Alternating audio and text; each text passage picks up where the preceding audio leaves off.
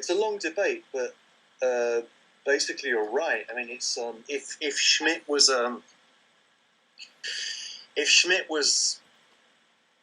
Schmidt was a complicated figure. He was on the right, obviously, but in texts like Theory of the Partisan, in particular, you see him describing forms of anti-colonial resistance. There's a whole little chapter on the early stages of the Vietnam War, Mao Zedong and all the rest. He was someone with a deep understanding of leftist forms of suspension of the law.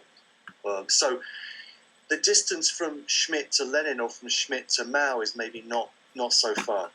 Now, for someone like Badiou, St. Paul is important as the exemplar of what it means to be a militant at this point in history. So Badiou will say, well, Paul's idea of the resurrected Christ is a fable, which we don't believe. But what Paul does is, on the basis of an event which whose only validity is the fact that he testifies. This is the Damascene conversion.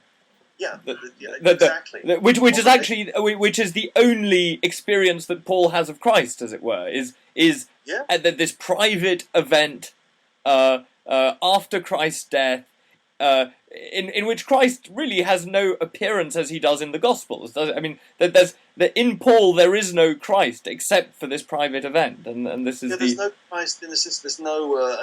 After the experience on the road to Damascus, he doesn't then go off to Jerusalem and find the disciples and say, what was he like? What did he say? He goes off to Arabia. Yes, that's right. He goes and for 10 years or something. I mean, for a really long time.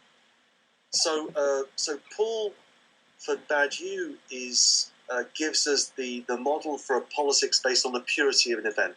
And on the basis of that pure event, Paul goes on to construct communities, churches, the ecclesia.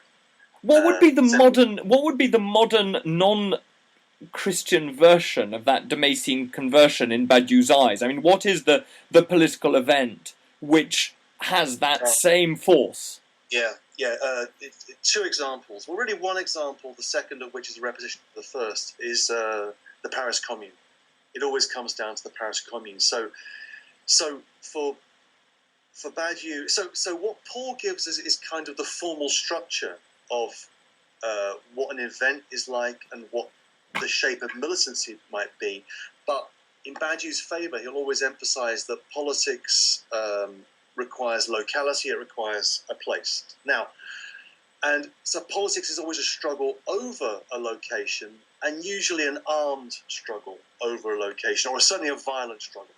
So, in the Paris Commune, when the citizens who've been fighting the Prussian invaders refuse to give back the weapons and decide to form their own government, it's that moment of refusal which constitutes the event of the Commune, and then things unravel for the 72 days of the Commune. But then there is something deeply social and group based in that experience, isn't there? Which is strikingly lacking in Paul's case. One wonders whether that isn't an important dimension, a difference, as it were, structural difference. Which is one of them is about the social realm immediately, whereas Paul's is such an intensely private event.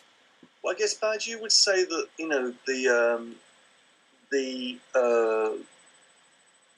Paul is using, as it were, the fiction of the fable of individual conversion to invite collective conversion. Okay. So this becomes the tale of his personal tale, which could motivate other militants to join the cause. The other example that I remember Badiou talking about, he's got a whole analysis of the Shanghai Commune and the Cultural Revolution as like a repetition of the Paris Commune. And the other moment I remember him talking to me about, this was years and years ago, was in '68, the occupation of the Sorbonne. And it was the moment when the police left the building of the Sorbonne.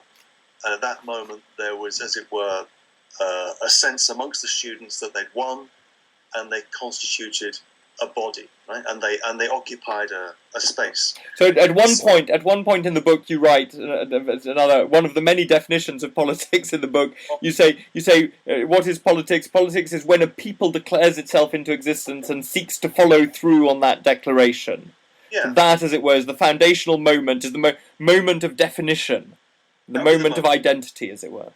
Now, the difference with Badiou is that for Badiou, that moment of declaration is a moment of dictatorship, right? It moves into a moment of dictatorship, and so he's got a reading of the French Revolution and the Terror, which would be sympathetic to the Jacobin cause, and would see the naming of the terror as a kind of liberal falling away from what was the radical truth of the French Revolution.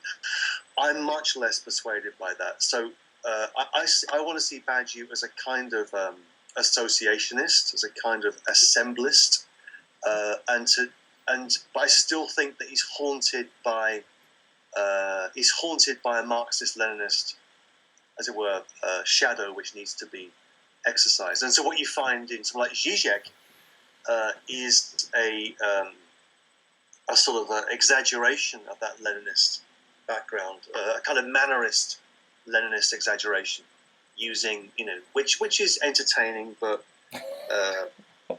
but you would yes, still deeply seeped in. You think it has to be seeped in some notion of original sin.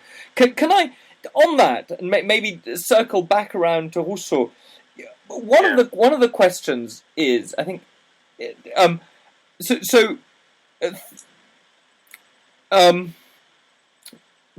of the mysteries that really comes up in the book is the relationship between violence, fanaticism, and the nature of the constitutive belief. Now, one of the things that you in your exposition of Rousseau, you say, well, okay, where can that motivating force come from in constituting the political body? It could come from the divine will outside.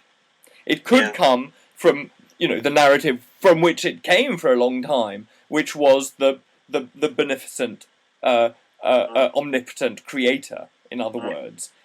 It could be the beneficent, omnipotent creator who also, through Moses gives us some law which we need to follow. And you both state that Rousseau thinks, and I think follow Rousseau, in the view that if you're going to build that narrative for your politics, then it will lead to fanaticism and violence. Yes. What is the relationship? Why is that? Why is it impossible to have an external reference point for authority without it degenerating into fanaticism and violence? Is it as general as that, the claim that you and Rousseau seem to be making? It's slightly different in the sense in which, Rousseau's argument is a little bit different. He thinks that, in his narrative, there is the general will which legislates, but in order for which is the founding of a political order, but in order for there to be law, there needs to be a legislator. A legislator who comes in from outside and who legislates for the community, but who can often be a foreigner. Right? And he has this image of the foreigner delivering the constitution. So it's the other way around. So it would be the outsider would be the foreigner would be.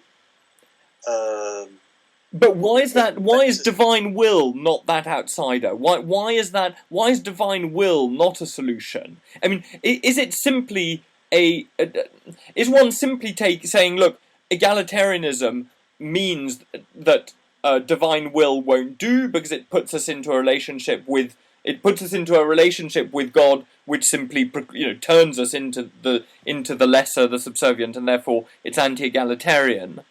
Yeah, there is that. I mean, there is that. I mean, it's sort of in Rousseau's sense. I mean, the God, the